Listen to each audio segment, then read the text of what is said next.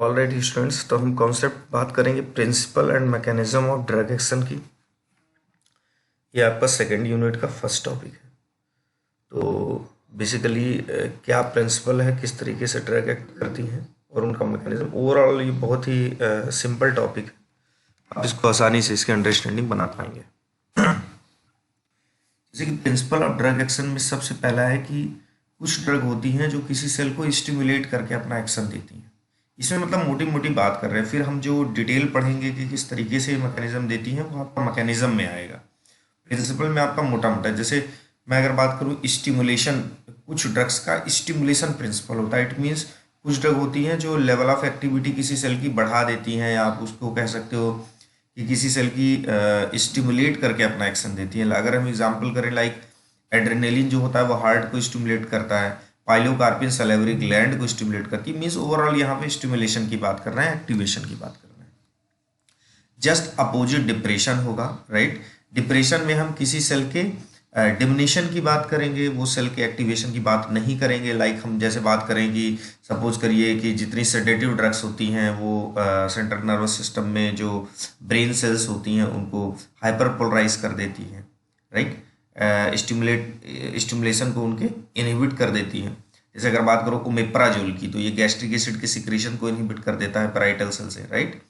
क्यूनिडिन आपका heart rate को decrease कर देता है। बारबिट्यूरेट आपका सेंट्रल सीरस, जैसा कि मैंने बताया। तो ये एक बेसिकली डिप्रेशन बहुत ही आसान है, आपको एग्जांपल्स इसमें याद लर्न करने होंगे।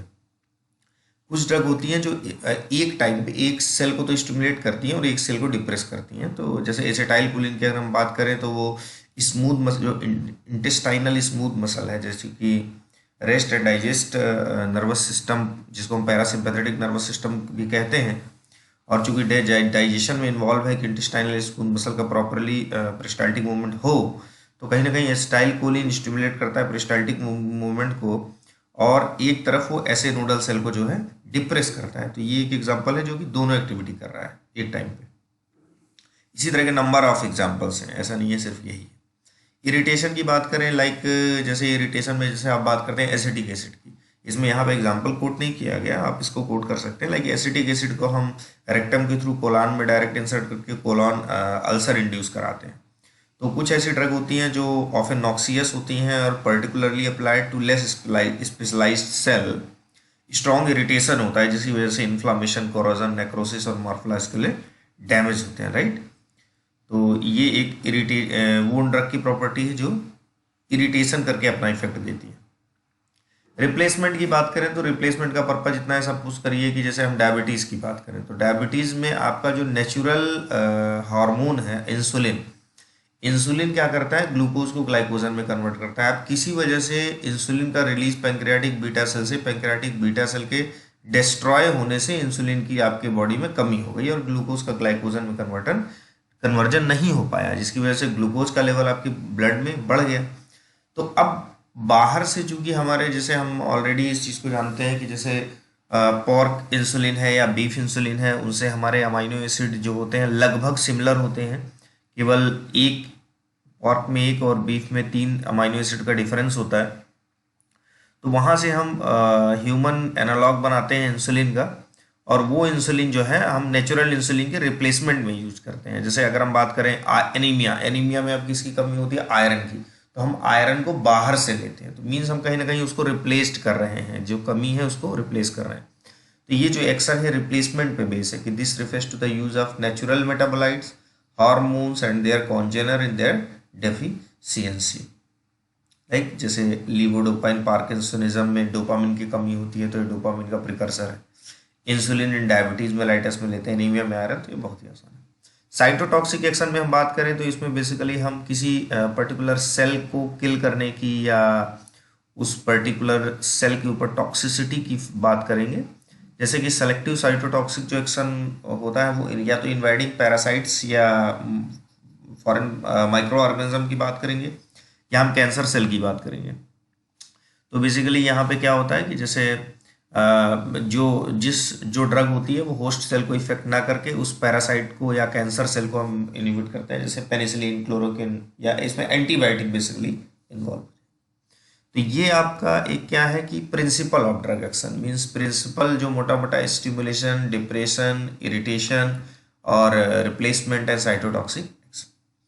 अब हम बात करते हैं मैकेनिज्म ऑफ एक्शन की। तो मैकेनिज्म ऑफ एक्शन में देखिए, ये मैकेनिज्म ऑफ एक्शन में यहाँ पे आपका जो है जैसे कि फिजिकल और केमिकल प्रॉपर्टी का जो फिजिकल और केमिकली जो मैकेनिज्म बेस्ड है उनके एग्जांपल्स यहाँ पे कोट किए गए हैं।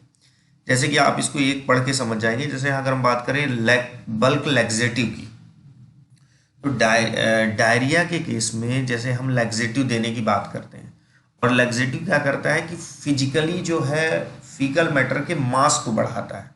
तो कहीं ना कहीं बल्क लैक्सेटिव का जो मैकेनिज्म ऑफ एक्शन है वो इस बेसिस पे है क्योंकि ये फिजिकल मास को इंक्रीज कर पा रहा है फीकल कंटेंट के।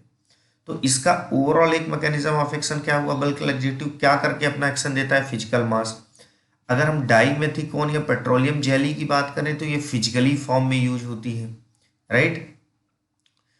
और para immuno benzoic acid absorption of UV rays के में एक्टिवेटेड चारकोल एब्जॉर्प्टिव प्रॉपर्टी की वजह से यूज होती है। मैनिटॉल ऑस्मोटिक एक्टिविटी की वजह से। इसी तरीके से जैसे एंटासिड की बात करें तो न्यूट्रलाइजेशन ऑफ गैस्ट्रिक एसिड के लिए रिस्पॉन्सिबल होता है। पोटेशियम परमैंगनेट ऑक्सीडाइजिंग प्रॉपर्टी के लिए रिस्पॉन्सिबल होता है। चिलेटिंग एजेंट आपका हैवी मेटल की चिलेशन के लिए। Cholestyramine sequestration of bile acid and cholesterol in gut. तो ये अभी बेसिकली हो सकता है कि आपको लर्न करना पड़े क्योंकि जैसे हम इंडिविजुअल चैप्टर में आएंगे तो आप इसकी समझ बहुत अच्छे से बना पाएंगे। Mesna scavenging of vesicotoxic reactive metabolite of cyclophosphamide है, जिसका मैकेनिज्म होता है कि वो जो रिएक्टिव मेटाबोलाइट है उसको न्यूट्रलाइज करेगा, स्कैवेंज करेगा, राइट। तो इस तरीके से इनका मैकेनिज्म ऑफ एक्शन है। तो ये आपको रिमेंबर करना पड़ेगा, राइट। अब हम बात करते हैं कि जो ये ओवरऑल ड्रग अपना एक्शन दे रही है वो कहीं ना कहीं किन जगहों पे दे रही है। जैसा कि मैंने बताया कि ड्रग का जो एक्शन आना होता है वो इस बात पे डिपेंड नहीं करता कि ड्रग रिसेप्टर से बाइंड किया नहीं, क्योंकि ड्रग अपार्ट फ्रॉम रिसेप्टर भी उसके कई टारगेट ऑर्गन होते हैं जहाँ पे वो बाइंड करके अपना इफेक्ट देती है। तो बेसिकली जो टारगेट होते हैं ड्रग के वो 4 होते हैं और उसमें एंजाइम के थ्रू को ड्रग अपना एक्शन देती है, या आयन चैनल को एक्टिवेट या क्लोज करके अपना एक्शन देती है, ट्रांसपोर्टर्स को एक्टिवेट या डिप्रेस करके अपना एक्शन देती है, या रिसेप्टर के थ्रू अपना एक्शन देती है। तो बच्चे इस चीज़ की समझ जरूर बना लें कि ऐसा नहीं है कि ड्रग रिसेप्टर के थ्रू ही एक्शन देती है। अच्छा, इनके अलावा भी कुछ ड्रग्स होती हैं, जैसे कि हम बात करें कॉल्चिसिन या विनका एल्कलॉइड या टैक्सेंस एटोपोसाइड्स। तो ये बेसिकली ट्यूबलिन प्रोटीन जो होती है, स्ट्रक्चरल प्रोटीन ट्यूबलिन, उस पे बाइंड होके अपना एक्शन देती है, राइट। या जैसे हम बात करें कि एल्काइलेटिंग एजेंट्स जो होते हैं वो न्यूक्लिक एसिड जो होती है डीएनए लेवल पे अपना एक्शन देते हैं। तो यहाँ पे ना एंजाइम इन्वॉल्व है, ना आयन चैनल, ट्रांसपोर्टर, रिसेप्टर। तो हम बेसिकली ये कहना चाह रहे हैं कि कुछ ड्रग्स जो होती हैं न्यूक्लिक एसिड पर डायरेक्ट किसी साइट से बाइंड होकर अपना एक्शन देती हैं। तो ये तो 4 मेजर तो पार्ट है ही है, लेकिन आपको इस चीज को भी ध्यान रखना पड़ेगा। अब हम पहला पिक करते हैं जैसे एंजाइम। तो एंजाइम में बेसिकली जैसे कम्पिटिटिव इनहिबिटर होता है और नॉन कम्पिटिटिव इनहिबिटर। तो आपको इसके एग्जाम्पल रखने होंगे, जैसे कि याद करने होंगे। जैसे कोलिनेस्टरेज एंजाइम क्या करता है, ये एसिटाइल कोलिन को ब्रेक करता है, राइट। और एसिटाइल कोलिन को ब्रेक ना होने देना, इट मींस कोलिनेस्टरेज को इनहिबिट कर देना। ये किसका काम है, कम्पिटिटिव इनहिबिटर का, जो कि फाइसोस्टिग्मिन या नियोस्टिग्मिन होता है। सेम इसी तरीके से मोनोएमाइन ऑक्सीडेज ए, ये किसको इनहिबिट करता है, कैटेकोलामाइंस को। और मोक्लोबामाइड क्या करते हैं, मोनोएमाइन ऑक्सीडेज ए इनहिबिटर होते हैं। इसी तरह नॉन कम्पिटिटिव एंजाइम इनहिबिटर की अगर हम बात करें तो लाइक एसिटाजोलामाइड, ये किसको इनहिबिट करती है, कार्बनिक एनहाइड्रेज को। और एस्प्रिन या एंडोमेथासिन बात करें तो ये नॉन कम्पिटिटिव इनहिबिटर किसके होते हैं, साइक्लोऑक्सीजिनेज के। तो ये आपको 2 एग्जांपल कोट करने होंगे, कम्पिटिटिव और नॉन कम्पिटिटिव। आयन चैनल की अगर हम बात करते हैं तो बेसिकली आयन चैनल का एक कॉन्सेप्ट सिमिलर सा है कि किसी आयन चैनल को अगर कोई ड्रग एक्टिवेट कर रही है, तो वो जो जिस चीज का आयन चैनल, अगर वो क्लोराइड आयन चैनल है या सोडियम आयन चैनल है या कौन सा है, हमको उसकी जानकारी होनी चाहिए, और डिपेंडिंग ऑन दैट वो पर्टिकुलर आयन की एंट्री को इंक्रीज करेगा। जैसे कि यहाँ लिखा है drug can affect ion channel some of which actually are receptors because they are operated by specific signal molecules either directly or called ligand gated ion channel like nicotinic receptor। अब basically एक तरीके के ion channel जो होते हैं, ये एक तरीके के क्या होते हैं, रिसेप्टर्स होते हैं। अब कैसे, जैसे कि हम आयन चैनल की बात करें तो बेसिकली जैसे अगर हम निकोटिनिक रिसेप्टर की बात करें तो उसमें लाइगेंड के बाइंड होने की स्पेसिफिक जगह होती है, और जिस तरीके से रिसेप्टर में होती है, तो कई बार हम आयन चैनल को एज ए रिसेप्टर भी कंसिडर करते हैं। और वो जब कोई लाइगेंड या कोई ड्रग उस रिसेप्टर पे या आयन चैनल पे आके बाइंड होगी, तो वो जिस आयन के लिए रिस्पॉन्सिबल है, जैसे निकोटिनिक रिसेप्टर सोडियम आयन के लिए रिस्पॉन्सिबल होता है, तो एकदम से चैनल ओपन होगा और सोडियम आयन अंदर आएंगे और डिपोलराइजेशन होगा। जैसे अगर हम बात करें G protein are term G protein regulated channel, जैसे जी प्रोटीन रिसेप्टर जो होता है वो भी फर्दर कई चैनल को रेगुलेट करता है, लाइक कैल्शियम चैनल को रेगुलेट करता है। जैसे cardiac beta adrenergic receptor activated calcium channel through जी प्रोटीन कपल्ड रिसेप्टर। तो यहाँ पे मतलब किसी रिसेप्टर के बाद वो आयन चैनल को कंट्रोल कर रहे हैं, तो इस मैकेनिज्म को भी आपको समझना होगा। और धीरे धीरे जैसा कि आप जब डेप्थ में हम एक पर्टिकुलर रिसेप्टर को पढ़ेंगे तो आप बेहतर से इसकी समझ बना पाएंगे। Drugs can also act on voltage operated and stress sensitive channel by directly binding to the channel affecting ion movement through it. Local anaesthetics which obstruct voltage sensitive sodium channel.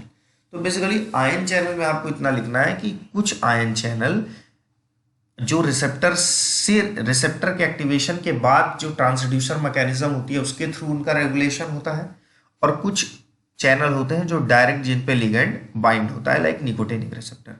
और ओवरऑल ये लिखना है कि after binding the ion channel, after activating the ion channel उस ion की entry को allow करेंगे जिस प्रकार का वो आयन चैनल है, और डीपोलराइजेशन या हाइपर पोलराइजेशन की रिएक्शन प्रोसीड। अब हम बात करते हैं ट्रांसपोर्टर की। ट्रांसपोर्टर मीन्स ऑलरेडी हम पढ़ चुके हैं कि ट्रांसपोर्टर, जैसे अगर हम बात करें ट्रांसपोर्टर फैसिलिटेटेड डिफ्यूजन, हम मेम्ब्रेन ट्रांसपोर्ट में इस चीज को समझ चुके हैं। फैसिलिटेटेड डिफ्यूजन भी में के लिए रिस्पॉन्सिबल होते हैं, जैसे एसएलसी की जब हम बात करते थे।